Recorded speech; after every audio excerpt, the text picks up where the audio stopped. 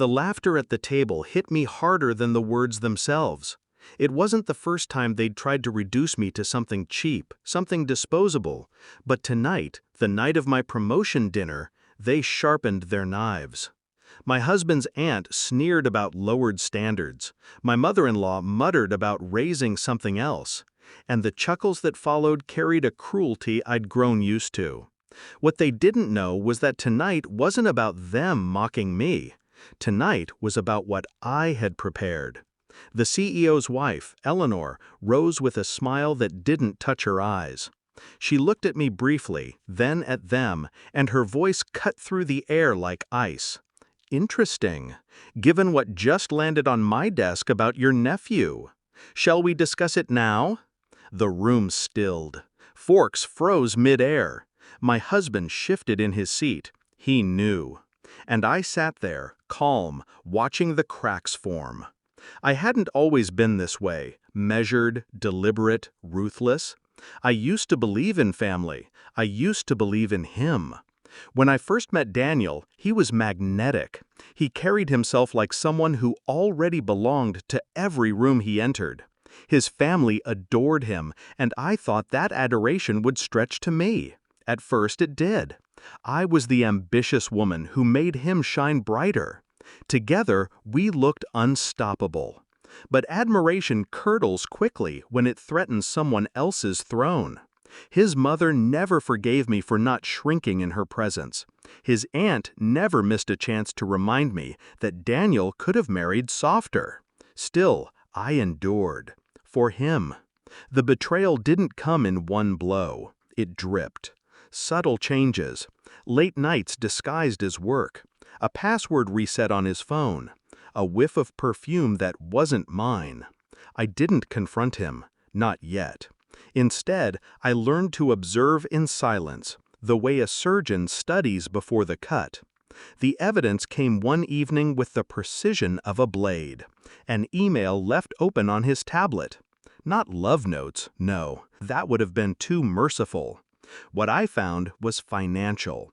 Transfers, fake invoices, a scheme to siphon money from the very company that had just promoted me. And at the center, my husband, the charming golden boy. The heartbreak was immediate but contained. I didn't scream. I didn't cry in front of him. That's what he expected. No. I closed the tablet, set it back in its place, and poured him a glass of wine that night with steady hands. Because love was dead, strategy was born. I began quietly, copies of everything, dates, amounts, names. I built a dossier brick by brick, never rushing, never sloppy. Next came alignment. Eleanor, the CEO's wife, was not a woman you underestimated. She ran the board behind the scenes, and she valued precision over emotion. So when I asked for a private meeting, I didn't come with tears. I came with evidence. She studied me across her polished desk, flipping through the files I'd laid before her. Not once did her expression break. When she finally looked up, her voice was steady. "Are you prepared for what happens next?" I was. Which brings us back to night. The dinner was supposed to be my celebration, but Daniel's family couldn't resist turning it into their theater of humiliation. They expected me to sit, smile, and swallow their poison. But poison only works if you ingest it. When Eleanor stood and mentioned the file on her desk, Daniel's aunt paled. My mother-in-law stiffened. Daniel's jaw tightened like a man already calculating his escape. The silence stretched until Eleanor broke it. Fraud, embezzlement, and a trail so clumsy it's insulting. "I wonder, Mrs. Carter," she turned to my mother-in-law, "did you know your perfect son was stealing from the company that feeds your table?" My mother-in-law blinked rapidly, her mouth opening, closing. The aunt's hand trembled on her wineglass. Daniel finally spoke, low, defensive. "This is absurd. She's lying." Eleanor's eyebrow arched. "Am I? Or is your wife simply smarter than you imagined?" All eyes shifted to me. I let the silence work. Then I leaned forward, Voice calm, steady. I trusted you. I defended you. Even when they belittled me, I stayed. But you betrayed not just me, your company, your family, your name. You taught me something tonight, Daniel. They laugh when they think they're safe. But no one laughs at the gallows. His face drained of color.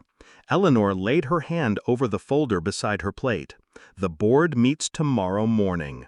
You won't be there. And just like that, the table that once mocked me dissolved into panic. The aftermath was swift. Daniel's accounts frozen, his position terminated, his reputation, once untouchable, shattered in whispers that spread faster than fire. His family, who once sneered at me, now looked at me with the hollow eyes of those who'd bet on the wrong horse.